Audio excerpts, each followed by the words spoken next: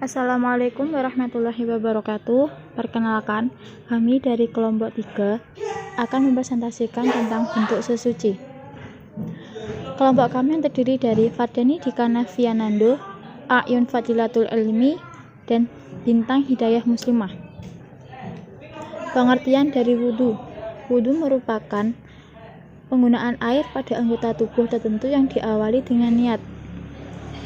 Dasar hukum pada wudhu ada pada firman Allah Quran Surat Al-Maidah ayat 6, hadis riwayat Al-Bukhari, dan hadis riwayat Muslim.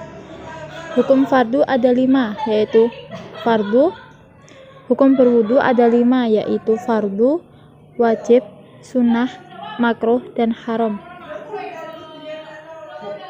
Fardu bagi orang yang berhadas apabila ia ingin melaksanakan sholat, baik sholat itu sholat wajib maupun sholat sunnah. Wudhu diwajibkan apabila ingin mengerjakan tawaf atau mengelilingi Ka'bah. Sunnah, wudhu disunahkan dalam banyak keadaan, seperti menjaga wudhu. Yang keempat adalah makruh. Mengulang wudhu sebelum melaksanakan sholat adalah dimakruhkan, yakni berwudhu di atas wudhu yang masih ada meskipun dia telah berpindah tempat. Dan haram, berwudhu dengan air rampasan. Syarat-syarat wudhu: yang pertama, Islam. Yang kedua, menggunakan air suci yang mensucikan. Yang ketiga, menggunakan air yang mengalir. Yang keempat, tidak terdapat adanya air yang menghalangi masuknya air pada anggota wudhu, seperti cat, lilin, dan lain-lain. Yang kelima, suci dari haid dan nifas. Rukun-rukun wudhu ada 6. Yang pertama, niat. 2. Membasuh wajah pada batasan yang ditentukan. 3. Membasuh kedua tangan hingga siku. 4. Mengusap sebagian kepala. Yang kelima, membasuh kedua kaki hingga mata kaki. Yang keenam adalah tertib. Tata cara wudhu ada 10. Yang pertama, membaca niat wudhu. Yang kedua, membaca basmalah dan membasuh tangan pergelangan tangan hingga bersih sebanyak 3 kali. Berkumur sebanyak 3 kali sambil membersihkan gigi dan mulut dari sisa makanan. Yang keempat, membersihkan lubang hidung untuk membersihkan kotoran. Yang kelima, membilas wajah 3 kali. Yang keenam, mencuci kedua tangan hingga siku sebanyak 3 kali. Yang ketujuh, mengusap sebagian kepala 3 kali. Yang kedelapan, mengusap kedua telinga 3 kali. Yang kesembilan, membasuh kedua kaki sampai mata kaki 3 kali. Dan yang terakhir adalah berdoa setelah berwudu. Yang membatalkan wudu antara lain keluarnya sesuatu dari 2 jalan, yaitu kubul dan dubur, seperti BAB, BAK, dan lain-lain. Yang kedua, tidur dengan keadaan tidak menetapkan pantat. Yang ketiga, hilangnya akal, maksudnya akalnya tidak berfungsi sebab mabuk, sakit, gila, epilepsi, dan lain sebagainya. Yang keempat, bersentuhan kulit laki-laki dengan kulit perempuan yang bukan mahramnya, walaupun sudah meninggal dunia. Yang kelima, menyentuh kemaluan anak Adam dengan bagian telapak tangan, baik kemaluan sendiri ataupun orang lain. Hikmah dari wudhu yaitu 1. Dapat mengangkat derajat seseorang. Yang 2. Diampuni dosa-dosanya. Yang 3. Kesalahan-salahannya keluar bersama air wudhu. Yang keempat, tidurnya dijaga oleh malaikat. Yang kelima, diizinkan masuk surga lewat pintu manapun.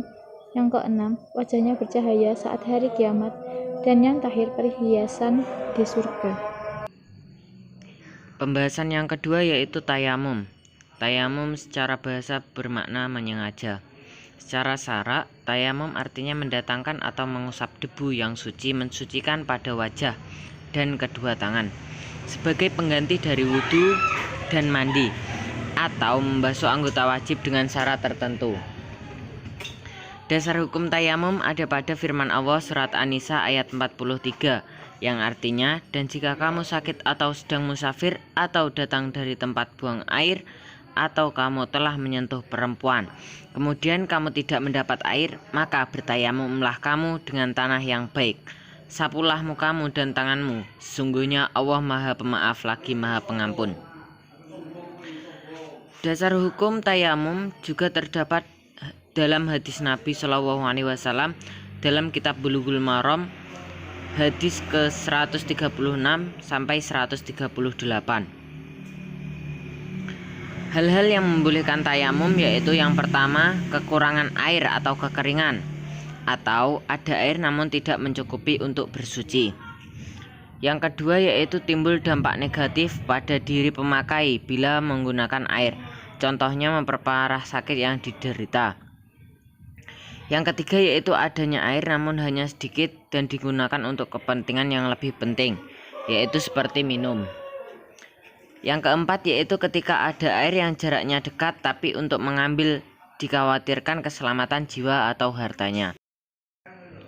Syarat tayamum yaitu yang pertama masuk waktu sholat, yang kedua dilakukan setelah mencari air ketika waktu sholat, yang ketiga yaitu sulitnya menggunakan air dengan kekhawatiran bisa menghilangkan nyawa, yang keempat yaitu menggunakan debu suci yang kering dan mensucikan, yang kelima yaitu menghilangkan najis bila memungkinkan.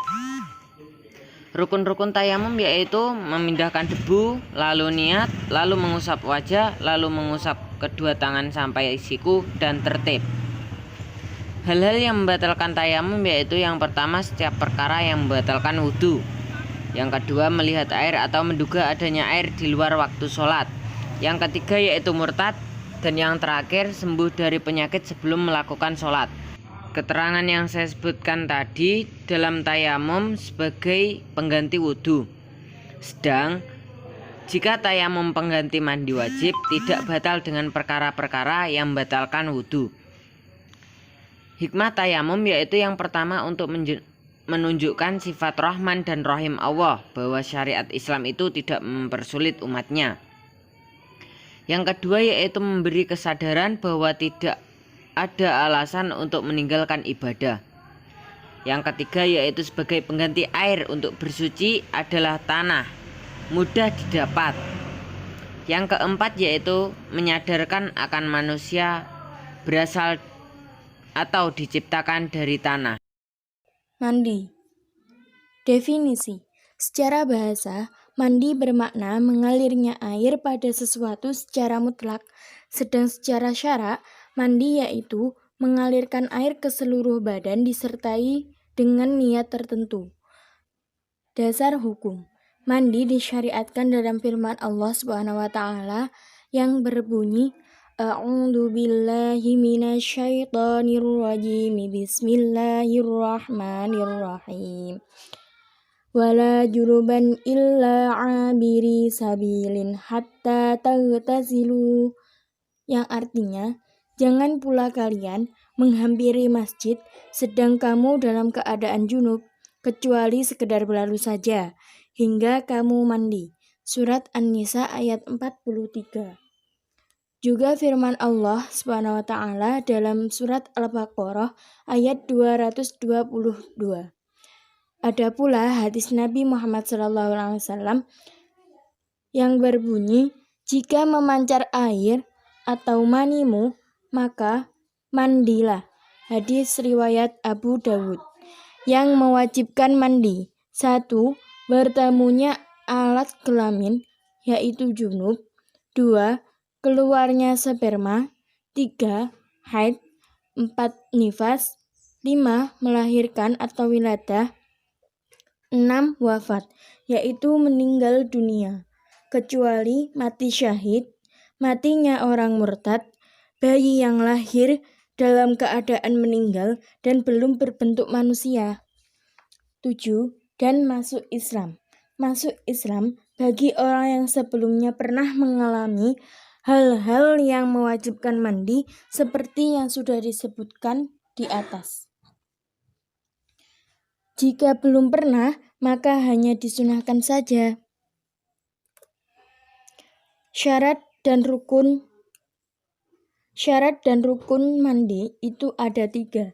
Yang pertama yaitu niat, yang kedua yaitu menghilangkan najis jika terdapat najis di badannya, yang ketiga mengalirkan air ke seluruh bagian rambut dan kulit badan. atau meratakan air ke seluruh bagian tubuh yang luar, yaitu bagian tubuh yang terlihat oleh pandangan mata, termasuk sela-sela di bawah kuku, bagian yang tampak pada lipatan-lipatan telinga, dan lipatan-lipatan lainnya yang wajib disela-selai. Tata cara mandi. Membuang air kecil terlebih dahulu bagi orang yang berhadas besar sebab keluarnya sperma, agar sisa sperma dalam saluran air kencing dapat keluar dengan tuntas. 2. Menghadap kiblat bagi orang yang mandi tidak dengan telanjang. 3. Membaca basmalah bersamaan dengan membasuh tangan. 4. Berkumur dan menghirup air ke dalam hidung, kemudian dikeluarkan, atau disebut juga dengan istinsyak. 5. Menghilangkan kotoran, baik yang suci maupun najis. 6. Wudhu bagi orang yang junub, yang tidak disertai hadas kecil. Niat wudhunya sebagai berikut. Nawaitul wudhu ali sunnatil ghusli lillahi ta'ala. Sedang jika junubnya disertai hadas kecil, maka niatnya sebagai berikut. Nawaitul wudhu ali raf'il hadatsil asghari lillahi ta'ala. 7. Menyiram kepala disertai niat mandi, seraya menyela-nyelai dalam menggosoknya. 8. Menyiram bagian kanan tubuh yang depan, kemudian bagian kanan yang belakang. 9. Menyiram bagian kiri tubuh yang depan, kemudian bagian kiri yang belakang. 10. Meneliti lipatan-lipatan tubuh, seperti lipatan telinga, perut, ketiak, dan masih banyak lagi. 11. Membaca 2 kalimat syahadat seperti dalam wudhu.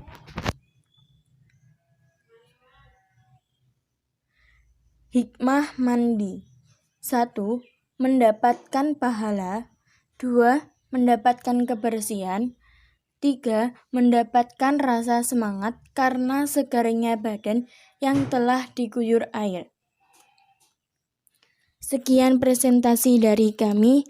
Kurang dan kurangnya kami mohon maaf yang sebesar-besarnya.